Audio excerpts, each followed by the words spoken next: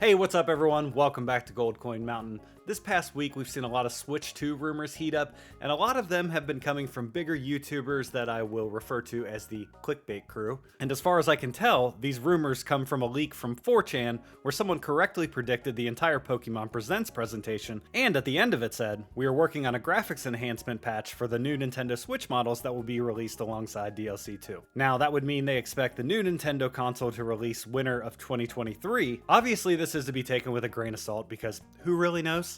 And I'm not here to tell you that it's happening or even convince you that it's gonna happen. All I want to do is give you 5 things that Nintendo should do with its next console whenever they bring it out.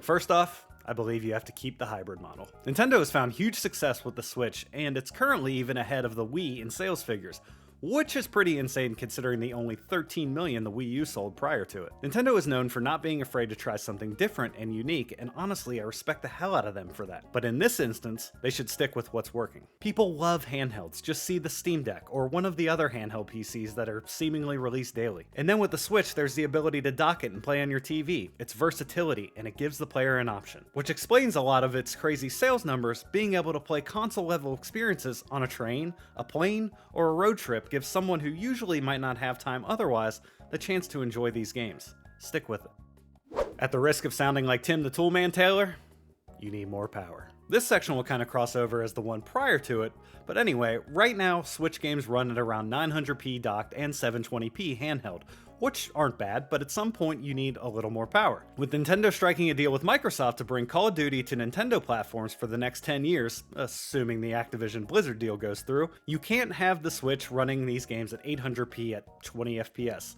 No one would play them if that was the case. The easiest way I can explain it is to make it your Xbox Series S in handheld and make it your Xbox Series X docked. I'm sure the technology is far enough along now that Nintendo can put hardware in the dock that upscales and makes games look better and run faster. So handheld could be your 1080p option, but then you dock it, and with its new hardware gets it up to 4K and maybe even a little higher frame rate. Sounds like the perfect balance to me, though admittedly I don't know the ins and outs of getting this to work, but Nintendo is smart. Well, sometimes. They can figure this out. Nintendo Switch Online can't go backwards. It has to keep moving forward. To me, it's imperative that you start off Nintendo Switch Online wherever it leaves off on the Switch. There's no way to justify drip feeding us the same retro games again on the next console. Instead of the virtual console, Nintendo went with a subscription model on the Switch that gives you access to NES, SNES, N64, Genesis, Game Boy, and Game Boy Advance games. You 100% cannot start over releasing those games. They need to be available day one to online subscribers when the next console releases. Also, it's time that we were presented with a fully realized voice chat and friend adding option. No more involving a smartphone or a friend code. That's outdated and cumbersome, and in my opinion, it has to change. Even if you just want to add in Discord integration as your chat so you're not liable if an online interaction on Mario Kart sounds like a mid-2000s COD lobby, that works just fine, and I doubt you'd get many complaints. The marketing really needs to be on point. Remember when the Wii U came out and Nintendo wasn't clear about what it was and what it could do? That can't happen again. Assuming they're sticking with a hybrid model, it's going to be similar to the current Switch, so it has to be presented as a brand new console and not an add-on or an option to the current gen. The differences need to be highlighted front and center in whatever the first presentation is, or you risk another flop. There also needs to be a huge first-party game release to go alongside the launch, just like Breath of the Wild in 2017 with the Switch, and also Twilight Princess with the Wii in 2006. Most people don't buy Nintendo consoles for third-party games. They buy because they want the iconic characters, the well-crafted experiences, and amazing charm that comes with a Nintendo game. Give people that, and it's a huge jumpstart to the next generation console that you want to succeed. And if I could make a suggestion, Mario Odyssey 2 or even a brand new 3D Mario Adventure would go a heck of a long way for your initial launch. It just makes way too much sense.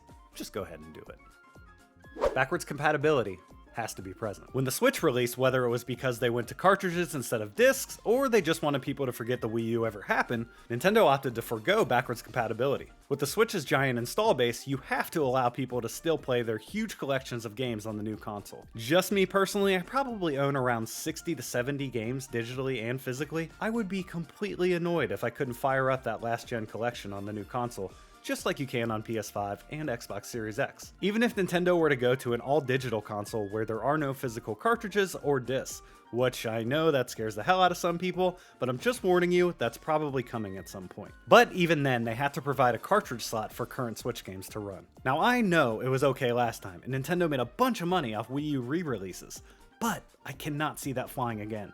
The fan base will turn on you, do the right thing here, have backwards compatibility. There you have it, 5 things that Nintendo should do with its next console. I am not saying that it's going to happen anytime soon. I'm not here to stir up the rumors. I just simply wanted to present a couple things that I think Nintendo should 100% do whenever it is they release their next console. I want to hear what you guys think though. Let me know down in the comments what your thoughts are. If you haven't already, like, share, subscribe, all that fun stuff. With that being said though, thank you guys so much for watching, and I'll see you next time.